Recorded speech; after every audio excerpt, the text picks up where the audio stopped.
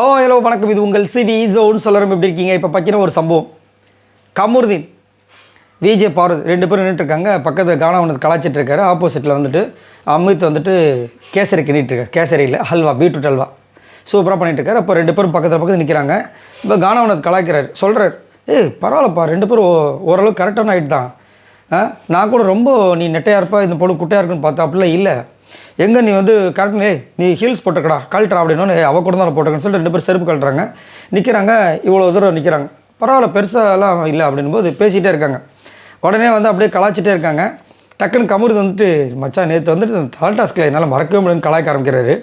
டக்குன்னு என்ன பண்ணிட்டாரு, கீழே படுத்துகிற நீச்சல் அடிக்கிற மாதிரி அந்த மாதிரி வந்து கடந்தாங்களாம் விஜே பார்வதி.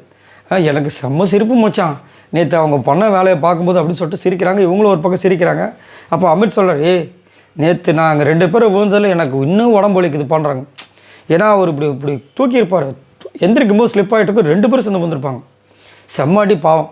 ஆனால் அந்த நேரத்தில் யாரும் தூக்கம் வந்திருக்க மாட்டாங்க. காலில் இருக்கிற அந்த பலூனை உடைக்க வந்திருப்பாங்க. உடச்சிட்டாங்க, 3 பலூன் உடச்சிட்டாங்க பாவம். அதை வந்து இங்கே வந்து சொல்கிறாரு. அப்போ விஜே பார்வதி அதெல்லாம் பெருசாலாம் எடுத்துக்கல. நான் காலையில் இந்த ஸ்விம்மிங் பூலில் குளிச்சல, இப்போ உடம்புலாம் போயிடுச்சு அப்படின்னு பேசிட்டு ஜாலியாக பேசிட்டு இருக்காங்க. அப்போ வந்துட்டு அந்த பீட்ரூட் ஹல்வாவில் வந்துட்டு தண்ணி இருக்குது, பால் ஊற்றுங்க அப்படின்றாரு அமித். இவர் வந்து சொல்கிறார், வினோத், பால்லாம் ஊற்ற வேணாம், இது திரிஞ்சிரும், தண்ணியாக இருக்கும்போது ஊற்றக்கூடாதுன்னு.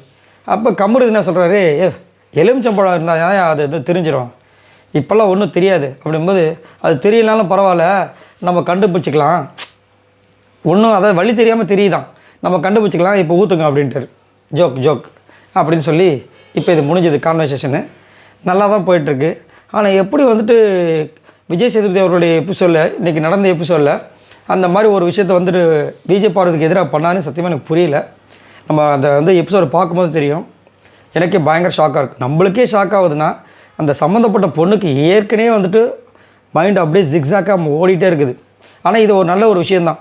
இதன் மூலமாக கண்டிப்பாக ஒரு நல்ல முடிவு எடுத்து இதுக்கப்புறமா கேமை ஃபோக்கஸ் பண்ணி அடித்து தூக்குனாங்கன்னா கண்டிப்பாக ஒரு நல்ல ஒரு வாய்ப்பு இருக்குது. அதுக்காக தான் இவங்களுக்கு இந்த மாதிரி ஒரு நடக்குதான்னு தெரியல. சரி, இதை பற்றி உங்களோட கருத்துக்களை சொல்லுங்கள். பாய் நண்பர்களே.